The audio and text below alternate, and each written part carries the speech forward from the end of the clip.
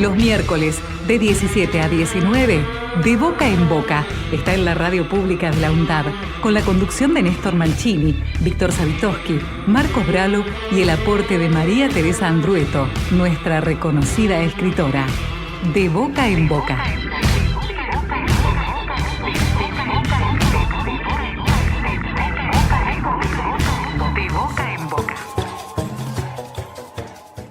Bueno, es un placer, un gusto para De Boca en Boca, en nuestra radio de la Universidad Nacional de Avellaneda, poder presentar a una colega que en Ecuador viene realizando una tarea fundamental, pero también en toda América Latina y en coordinación con tantas otras regiones, no solamente de América Latina, sino también del mundo. Me refiero a Sandra López, que es coordinadora de la Fundación Gamma y coordinadora del Proyecto Monitoreo Mundial de Medios para América Latina y el Caribe, y que en Ecuador particularmente, ella la tiene también como protagonista desde 2005. Es licenciada en Lengua y Literatura, con un posgrado en Antropología Social, con aplicación a género y conflictos sociales y maestría en Calidad, Seguridad y Ambiente. Y también experta en facilitación de procesos para mujeres, organización de mujeres, instituciones en las áreas de ciclo de gestión de proyectos, comunicación, educación y generación de conocimiento para los derechos de las mujeres y la sostenibilidad de la vida. Ha sido productora y directora del programa radial Mujeres en Radio durante 14 años y actualmente coordina la Fundación Gamma y secretaria técnica del Observatorio Ciudadano de la Comunicación desde 2004. Productora y realizadora de campañas y material educativo sobre género, derechos de las mujeres, medios de comunicación, prevención de violencia y sostenibilidad de la vida.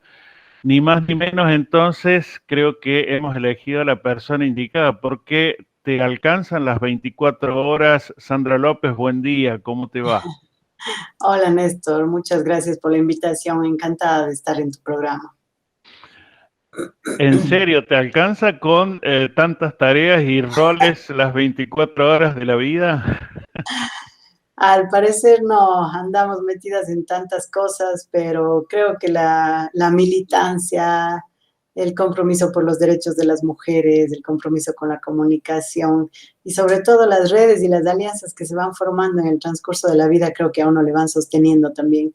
Y bueno, ahora con la pandemia y con esta cuestión de la telemática y de los medios virtuales, se ha facilitado mucho también la posibilidad colaborativa, la posibilidad de diálogo entre países. Entonces, sí, pues hay que estar 24/7, como dicen ahora. Tal cual. Bueno, y en este inicio, para los oyentes, que en líneas generales los medios dominantes no suelen dar lugar a muchas organizaciones e instituciones comunitarias populares, ¿por qué no nos comentás muy brevemente qué hace la Fundación Gamma en Ecuador, que ya tiene tanta trayectoria, y cómo incide en la sociedad del trabajo que ahí hacen brevemente, para luego meternos en el gran tema que nos tiene este año presentando el informe del Monitoreo Mundial de Medios, bueno, y ver qué resultados hubo ahí? La Fundación Gamma trabaja ya 27 años prácticamente desde Cuenca, en el Ecuador.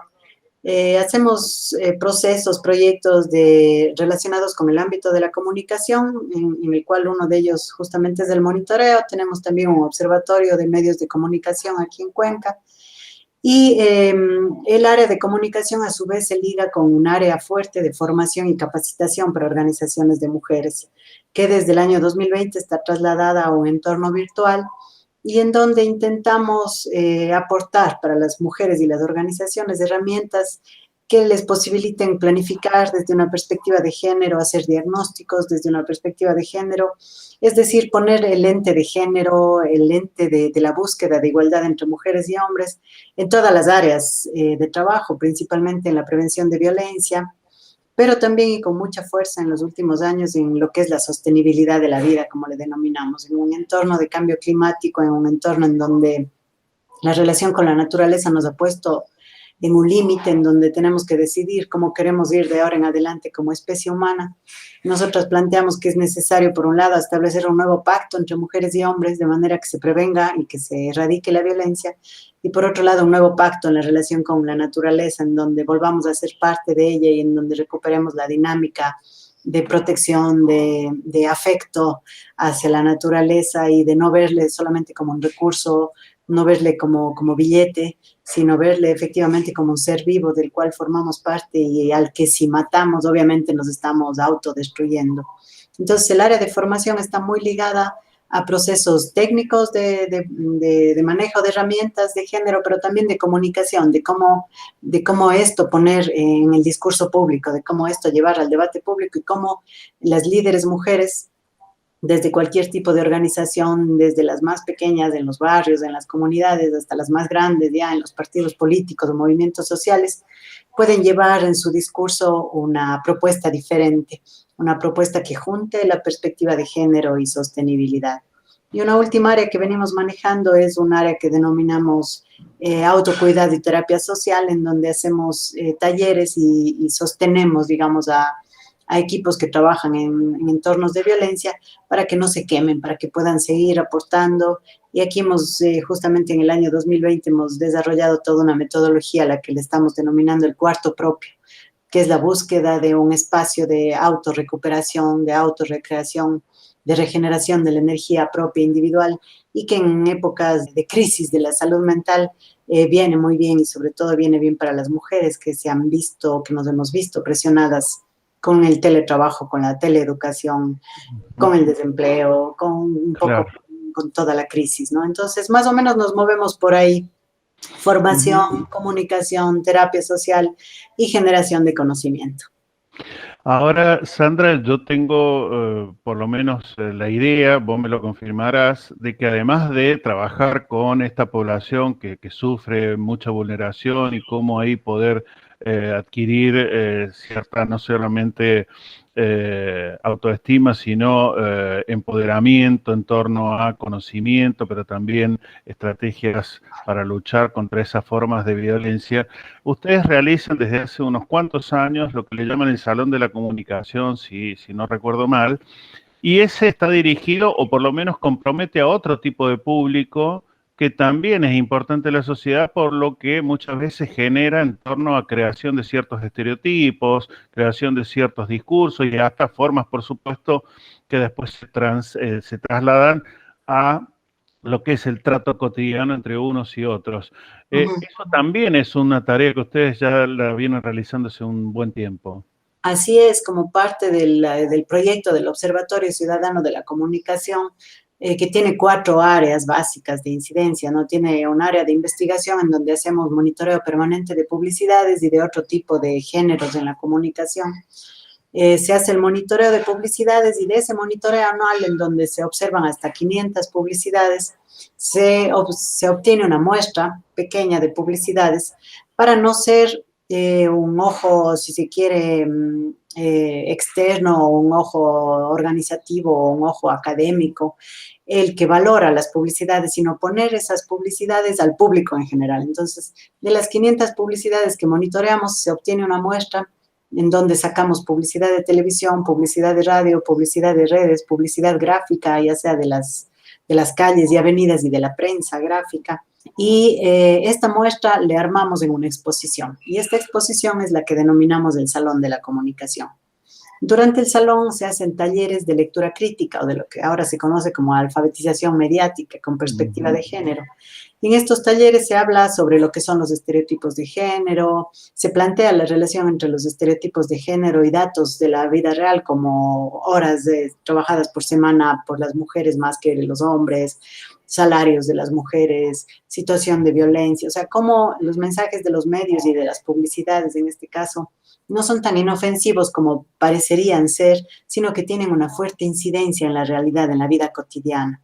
Eso hacemos en el taller previo. Y luego de tener el taller de lectura crítica, les invitamos a observar la muestra y luego de observar la muestra tienen que dar su voto por la publicidad que consideran más sexista o menos sexista. Este Salón de la Comunicación está dirigido, obviamente, principalmente a las agencias que producen publicidades, porque a ellas vamos a llegar con los resultados.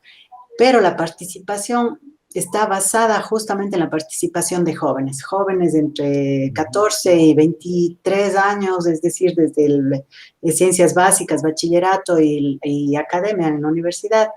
Participan en el salón, asisten al taller de lectura crítica, dan su voto y luego con la suma de votos se define cuál es la publicidad más sexista y cuál es la menos sexista. Y Claro. tenemos creado premios para las publicidades que no son sexistas.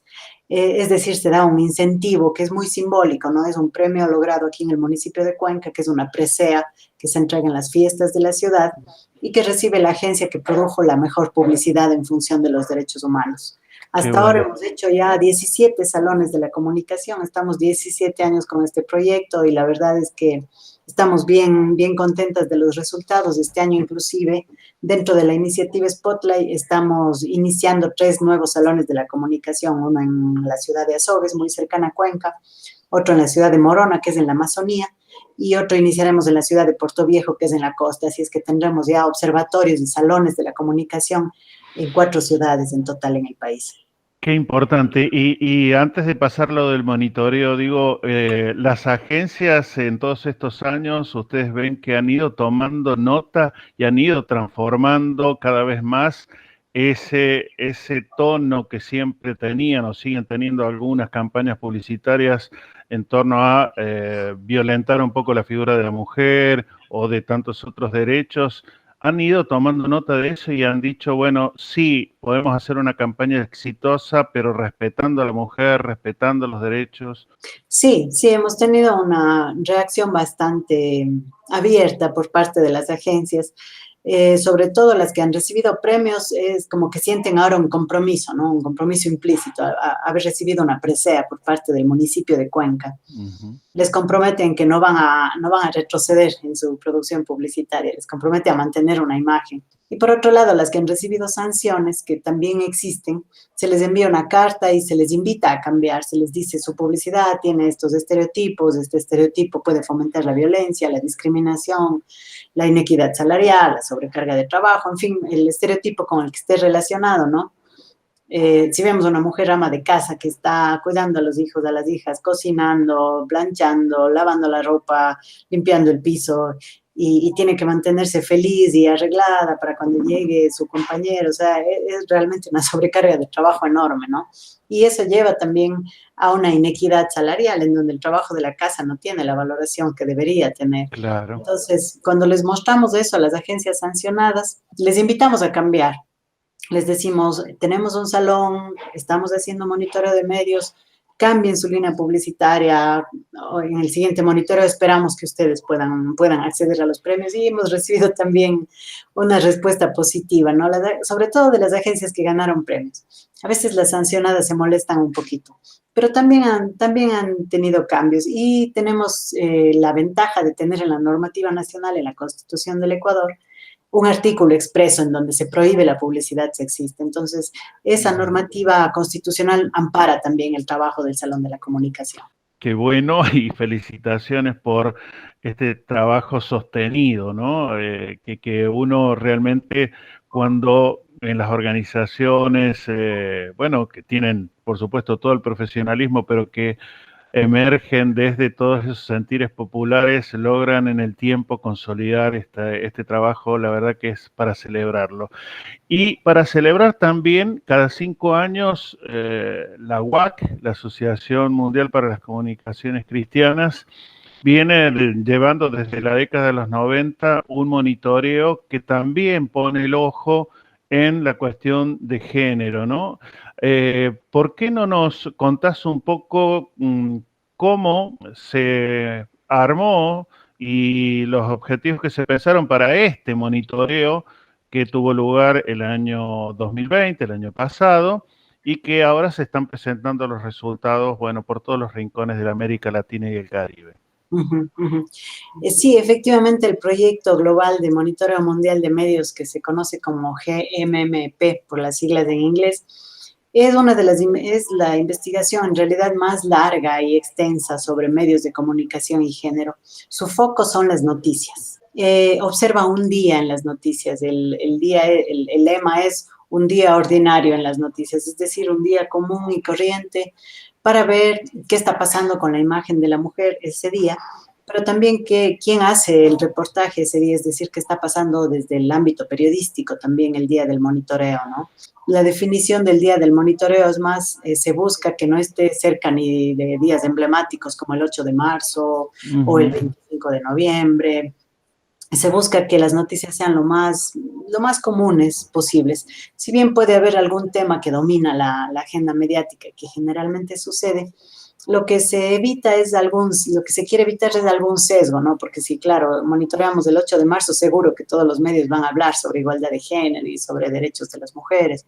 Pero en un día común y corriente, lo que se quiere es ver cómo los medios de comunicación en sus noticias abordan la situación de igualdad, es decir, si abordan o no abordan la situación de igualdad y a través de cómo presentan las noticias, es decir, cuántas personas aparecen en las noticias, qué función tienen, qué rol tienen, si se les consulta como personas expertas o si se les consulta como testigos, si es que están en la casa o si es que están en la calle, quiénes están buscando el reportaje, si son hombres o mujeres, quiénes están presentando las noticias, si son hombres o mujeres. Es decir, es una fotografía de las noticias y de los medios de comunicación durante el día de las noticias. Y comenzó efectivamente en 1995, se hizo por primera vez en 71 países. Fue como una definición de la Conferencia de las Mujeres en México, en donde se vio que la incidencia de los mensajes en los medios de comunicación, que la influencia que tienen los mensajes que observamos día a día en los medios de comunicación, es un tema en el que trabajar si se quiere buscar igualdad. Por un lado, podemos pensar que los medios de comunicación son un reflejo de la sociedad, pero muchas veces vemos también que en los medios de comunicación existen como patrones anquilosados, ¿no? De formas de comportamiento, de formas de ver el mundo que son de hace muchos años atrás. Claro. No sé, imaginémonos la participación política de las mujeres, o sea, en los medios de comunicación durante la campaña electoral, que hemos hecho también monitoreo en ese sentido, se quedan entrevistando a los candidatos, a los primeros hombres en la lista, generalmente entrevistan a los presidentes de los partidos políticos que son hombres. Es como que estuvieran 100 años atrás, ¿no? En donde las mujeres estábamos recién exigiendo el derecho al voto, recién comenzando a participar. Y no han visto los avances, no han visto que ahora hay una ley de cuotas en varios países de Latinoamérica, que ahora tenemos la democracia paritaria. Entonces, el monitoreo, digamos que es una forma, el objetivo es impulsar cambios en los medios, de manera que no solamente comiencen a reflejar los cambios que han habido y que existen en la actualidad, pero también se conviertan en impulsores de cambios, porque los cambios que tenemos hasta ahora no son suficientes, porque continúa existiendo violencia, porque continúa existiendo inequidad. Entonces, los medios pueden convertirse en grandes aliados para impulsar nuevos cambios. Sandra, y bueno, me das el pie entonces para preguntarte qué matices, ¿no? ¿Qué avances y qué, en todo caso, estancamientos o retrocesos evidenció este muestreo? ¿En cuántos países se logró realizar esta vez? Esta vez se incluyeron 121 países en total. Sí, ha crecido casi al doble, ha crecido mucho el monitoreo de medios, ¿no? Y en la región de América Latina, que empezamos con 10 países, me parece, estamos ahorita 15 países, con altibajos, ¿no? Empezamos en el 95 con 10, luego bajamos a 8, luego subimos a 11, y así en este momento estamos con 15 países. Y nos parece digamos, un gran logro, puesto que al levantar el monitoreo mundial de medios en un año de pandemia fue todo un reto, que al principio parecía que no nos iba a dejar avanzar, ¿no? La situación de contexto, pero sí, entonces en América Latina tenemos 15 países, en total en el mundo 121 países, y claro, hay avances. En general, no tan rápido como los que se observó entre los primeros monitoreos, y sobre todo en los monitoreos entre el 2000 y el 2010 se vio un gran avance. Yo creo que fue la época de auge justamente de leyes de prevención de violencia, de leyes de cuotas, de leyes de democracia, de incorporación con mucha fuerza de las mujeres en el ámbito público. Pero ahora, desde el 2010 para acá, sobre todo desde el 2015 para acá, vemos mucha influencia también de grupos que presionan retrocesos. Entonces, mucha violencia política con las mujeres, mucha violencia contra las mujeres periodistas en ciertos países. Así es que todo eso hace también que los avances que se venían observando en el monitoreo de las mujeres en las noticias, este momento se hayan estancado de alguna manera. Desde el 2015 hasta ahora vemos más bien un estancamiento y en el caso de Latinoamérica un leve retroceso. Nosotras habíamos empezado el monitoreo de medios con una participación promedio de 15%. El monitoreo global tenía 17% de participación de mujeres, América Latina tenía el 15%, y para el 2015 América Latina había llegado al 29% de representación de mujeres en los medios de comunicación. Casi Así que el doble, estábamos bueno. completamente contentas. Sin embargo, para el 2020 hubo este retroceso, es justamente lo que planteo, ¿no? En el 2015 tuvimos 29% y ahorita tenemos 26% de representación de mujeres. ¿A qué se debe este cambio? Yo creo justamente que es la emergencia de todo movimiento de mujeres reclamando derechos, reclamando espacios completamente nuevos, no tradicionales, y una sociedad que se resiste a los cambios, una sociedad que se expresa a través de violencia política, una sociedad que se expresa a través de restricciones en el ámbito de los derechos sexuales y reproductivos, todo lo cual hace que los medios de comunicación también reflejen ese retroceso, ¿no? En las fuentes que buscan, en la presencia de las mujeres en las noticias, no así en la presencia de mujeres periodistas, eso sí se ha incrementado. En América Latina tenemos un 41% de mujeres periodistas, lo cual es muy significativo, ¿no? Estamos avanzando lentamente, pero avanzando hacia la paridad. Entonces, yo creo que con altibajos los datos nos muestran que hay cambios, que hay desafíos también, pero sobre todo nos muestran que hay una sociedad que ahora ve a los medios de comunicación y a los mensajes de los medios. Nosotros, en el caso concreto del Ecuador, vemos que sí hay una actitud distinta de la gente hacia los medios de comunicación, una actitud que ya no es pasiva. Ahora podemos ver en las redes sociales, si es que vemos un titular sexista o una noticia que difunde algo sobre femicidio y en donde se le está culpabilizando a la víctima, mucha gente dice, no, esto no se debe hacer, ese enfoque no está bien, ese abordaje no está bien, hay que cambiar. Entonces yo creo que la actitud ciudadana ha ido cambiando mucho, es decir, todos los esfuerzos que se han hecho en América Latina en este tema de la lectura crítica, de la alfabetización mediática, empiezan a mostrar resultados. Bueno, intuyo que en esto último que acabas de decir ya surge una estrategia que de hecho muchas de nuestras organizaciones trabajan, que es precisamente esto de poder realizar esta alfabetización a través de talleres, a través de distintos eventos o encuentros. Digo, pero ¿qué estrategia, si podemos pensarlo así en términos un poco más amplios, por ejemplo, la UAC necesita llevar adelante para estos próximos 5 años en este camino de intentar reducir la brecha de violación de los derechos de la mujer, también, y aquí amplío, de todo lo que significa las identidades autopercibidas, ¿no? Que es también, por ejemplo, aquí un tránsito que en las leyes, como vos decís, también hemos avanzado mucho, pero que en la práctica, por ejemplo, en nuestras universidades públicas, recién ahora, más allá de reconocerlo en los papeles, en lo que es en lo cotidiano, el día a día, recién empieza a producirse transformaciones. Entonces digo, ¿qué desafíos o qué estrategias en este desafío para seguir mejorando están ahí como en el cartel y hay que tomar la posta para incidir en estos próximos 5 años? Voy a empezar con esto último sobre la identificación y la autoidentificación, ¿no? En el monitoreo del 2020 se incorporó una pregunta especial que antes no existía y sin arriesgar la posibilidad de comparar los datos, cada país tuvo la posibilidad de hacer 3 preguntas especiales. Pero en el caso de Latinoamérica decidimos que las preguntas especiales sean para toda la región.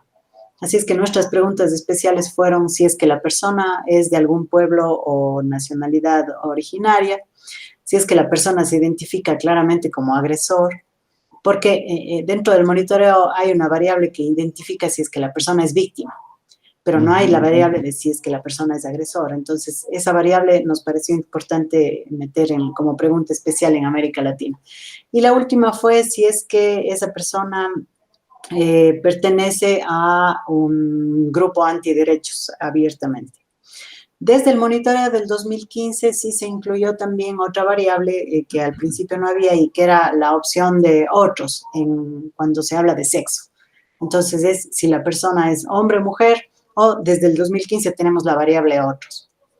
Y en el 2020 el resultado fue que tenemos 26% de mujeres y tenemos menos del 1% en la variable otros, que obviamente viene desde el ojo de quien realiza el monitoreo, que debe ser expresamente identificable, digamos, para usar este tipo de variable, pero que da cuenta de una invisibilización muy alta de población, en este caso de diversidad, sexo, género, y en cuanto a población indígena, solamente un 3% de población indígena fue identificada en Latinoamérica, en toda la región, lo cual es bajísimo si consideramos que hay países como México, como Guatemala, como Bolivia, Ecuador, en fin, Chile, en donde hay una población indígena que representa un porcentaje mayor que el 3%, obviamente, y que no está siendo visible en los medios de comunicación. Entonces, por un lado, este monitoreo nos deja un nuevo campo de incidencia en donde es necesario trabajar con los medios de comunicación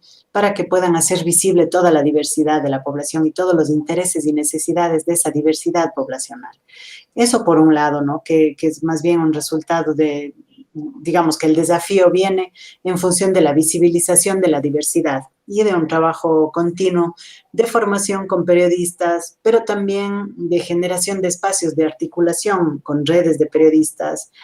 Ahí nos hemos planteado a nivel de países que sería muy bueno avanzar en la formación de redes de periodistas por los derechos humanos, no solamente de redes de periodistas que trabajan por la libertad de expresión, que hay muchas, pero sí que trabajan por la garantía de todos los derechos humanos, no solo de la libertad de expresión, porque nosotros vemos que la comunicación es una herramienta estratégica aliada para los otros derechos humanos, ¿no?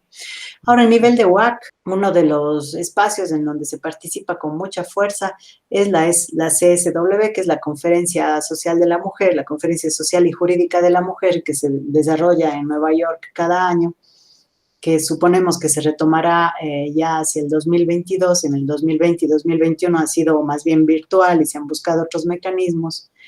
La idea es que el informe ayude a presionar a los gobiernos que han ratificado los compromisos con la Plataforma de Acción de Beijing y con la Convención de la CEDAW, la Convención para eliminar todas las formas de discriminación contra las mujeres. ¿Por qué? Porque estos dos instrumentos ratificados por casi todos los países en Latinoamérica y muchos en el mundo, incorporan expresamente objetivos relacionados con la comunicación, como incentivar mecanismos de regulación nacional que posibiliten que los medios de comunicación cambien su abordaje, motivar a los medios de comunicación para incorporar en sus plantas a periodistas mujeres, a presentadoras mujeres, pero también a directivas mujeres. Entonces, la incidencia que se hace en nivel de la Conferencia Social y Jurídica de la Mujer en la CSW es clave porque esta conferencia permite hacer presión desde la Asamblea de las Naciones Unidas a los países que han ratificado la normativa internacional para incorporar normativa local que apoye en este sentido. Entonces, un ámbito de incidencia es muy global, es en nivel de gobiernos. Y luego los otros ámbitos de incidencia vienen ya con herramientas, ¿no? Se producen códigos, digamos, manuales de género y comunicación, modelos de códigos de ética que se pueden ir trabajando en nivel de los medios de comunicación. También se trabaja en nivel de los equipos de voluntarios y voluntarias en todo el mundo, de manera que se motive la socialización de los informes en varios espacios y se diversifique el formato de difusión de los informes, de manera que puedan llegar ampliamente a diversos públicos, ¿no? Y, por supuesto, continuar el tema de la alfabetización mediática en todos los niveles para que la población cuente con nuevas herramientas frente a los medios de comunicación y que la gran marea de cambio en los mensajes de los medios venga directamente de la gente. Bueno, estamos con Sandra López, coordinadora de la Fundación Gamma y del proyecto mundial de monitoreo de medios, en este caso para América Latina. Me quedan por lo menos un par de preguntas. Recién vos hablabas de alfabetización en todos los niveles. ¿Qué tanto eso está ocurriendo? Yo pienso fundamentalmente en los primeros niveles de educación, donde ya se puede hacer todo un camino, un andar, para no esperar a que llegue la persona a ser un adulto y recién ahí de repente trabajar. ¿Qué tanto se trabaja o se observa que se trabaja en el nivel de la educación primaria, la educación secundaria o el bachiller, como vos recién decías? Y por otra parte, otra pregunta, el monitoreo mayormente siempre toma noticias de los medios, llamémosle los grandes medios. ¿Qué tanto también eso se ha avanzado y tal vez se ha avanzado más, vos me lo confirmarás, en los medios comunitarios, en nuestras organizaciones comunitarias populares, porque también ahí se convive con lo que se desea, se va cambiando, pero también con, aunque uno no lo desee, con experiencias o situaciones de violencia o de maltrato, ¿no? Así es, sí, sí, sí. Eh, con respecto a la primera pregunta, hay cambios en algunos países y hay transformaciones educativas que implican la incorporación en el currículum educativo de elementos relacionados con la prevención de violencia, por ejemplo, se está trabajando mucho en ese sentido, prevención de abuso sexual, educación sexual, información básica, ¿no? sobre derechos humanos, pero todavía es incipiente. Incluso en los países en los que más se venía avanzando, después hubo retrocesos justamente presionados por los grupos antiderechos en donde decían esta famosa frase de con mis hijos no te metas, que básicamente hacía referencia a que en la institución educativa no tiene que abordarse ningún tema sobre la igualdad, ningún tema de derechos, porque eso es cuestión de la casa. Sin embargo, frente a esto, yo creo que varios estados han asumido que la responsabilidad educativa es justamente del gobierno, del estado, que tiene un compromiso con los derechos humanos en nivel internacional y que tiene que incorporar en su norma, en todos los niveles, y por supuesto los ministerios de educación no escapan a esto, tienen que incorporar contenidos educativos en el marco de los derechos humanos. O sea que la cuestión es cierto, la casa puede dar un tipo de educación en la casa, se puede implementar las normas básicas de la convivencia, sin embargo el Estado es responsable del sistema educativo y este sistema educativo no puede estar fuera del marco normativo de los derechos humanos. Entonces, yo creo que en ese sentido hay que seguir avanzando. Como digo, hay avances en algunos países. En el caso del Ecuador, por ejemplo, un tiempo hubo muchos avances, pero después hubo retrocesos también. Se quitaron muchos programas que existían sobre educación en sexualidad. Y aquí es importante un dato, ¿no? De investigaciones que se han hecho, se observa que en donde hay más violencia contra las mujeres, en donde hay más situación de abuso sexual, ha habido menos educación sobre sexualidad en los niveles básicos. Entonces, es una situación muy, muy relacionada. Así es que yo creo que ahí necesitamos todavía continuar trabajando en quitar el tabú que existe sobre el tema y sí presionar para que en los ministerios de educación se incorporen como práctica oficial dentro de los currículums esto que vos apuntas, ¿no? La necesidad de iniciar en los niveles más chiquitos, desde los primeros niveles, toda esta educación amplia, no en valores, en derechos humanos, porque los valores capaz que son individuales, pero los derechos humanos son universales y están ratificados por los estados. Tal Y luego cual, ya, sí. los valores, el respeto, la solidaridad, el afecto, en fin, eso sí, ojalá se cultive en las familias, aunque con el nivel de violencia que existe en América Latina, es difícil hablar de ese nivel en las familias, pero es responsabilidad principal del Estado.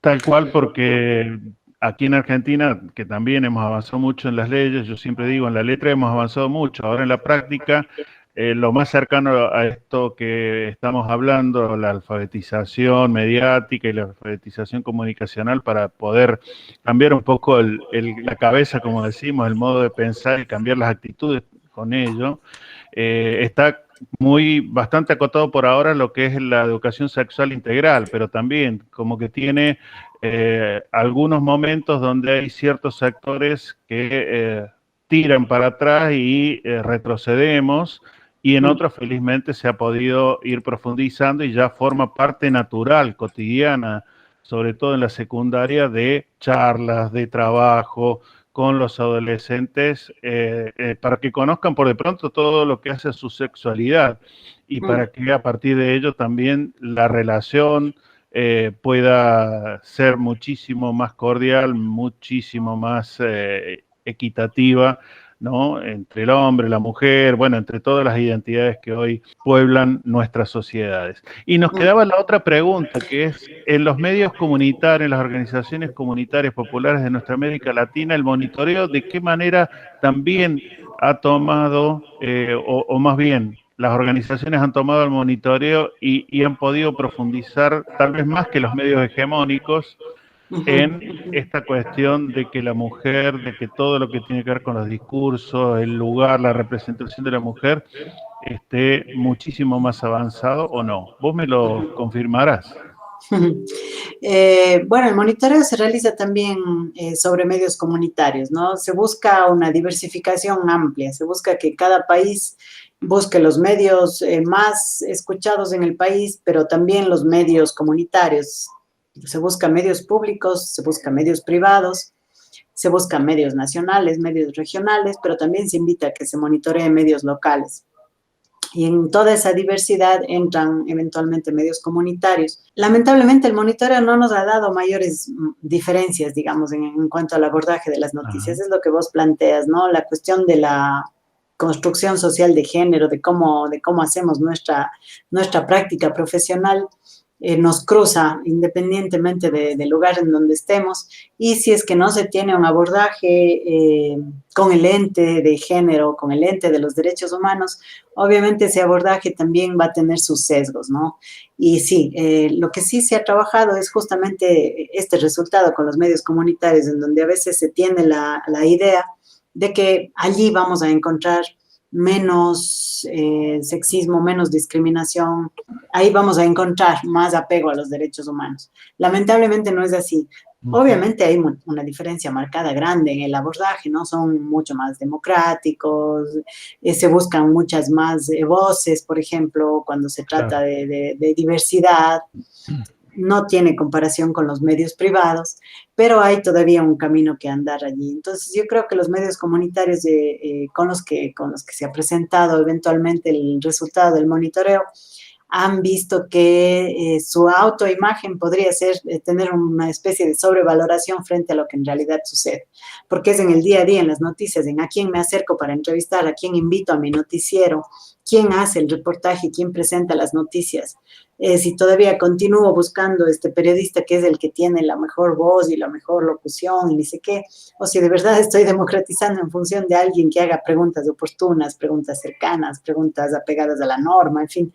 Entonces, hay más apertura, sí, en los medios comunitarios, pero también hay un camino que andar. Más bien ahí aprovecho para hacer la invitación a vernos sin ningún prejuicio, y a enfrentar esos desafíos que nos presenta la sociedad y que se expresan a través del monitoreo de medios, y a tomar esto como un diagnóstico gratuito que nos presenta cómo están las cosas.